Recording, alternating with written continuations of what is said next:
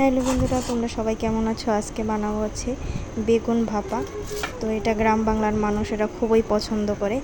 তো আমি এই চৌকো করে কেটে নিয়েছি।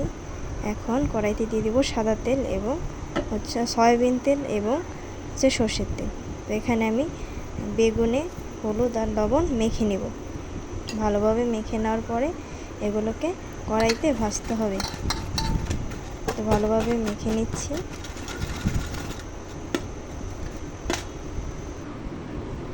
এখন কালো জিরে ফোড়ন দিয়ে দেব, তারপর বেগুনগুলো দিয়ে দেব। বেগুনগুলো খুব লাল লাল করে ভেজে নিতে হবে।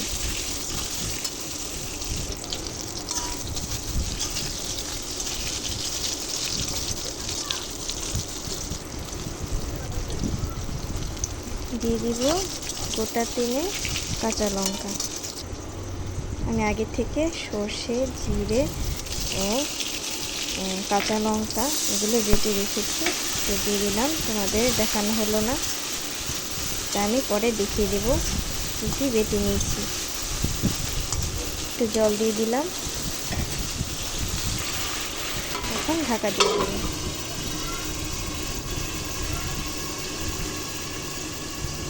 এই দেখো, আমি কিনেছি জিরে, ছোট রাঁধুনি, আর হচ্ছে সর্ষে আর কাঁচা লঙ্কা।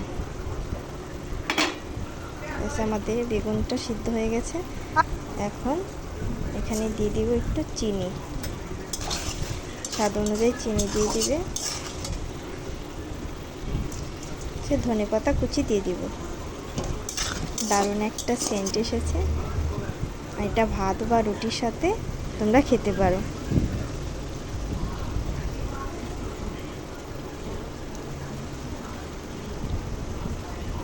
একটু জাল করে নেব, আঁচ বাড়িয়ে জাল করে নিলে রেডি হয়ে গেল আমাদের বেগুন ভাপা।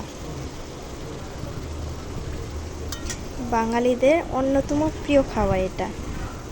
তোমরা অবশ্যই বাসায় ট্রাই করে দেখবে কেমন হয়েছে।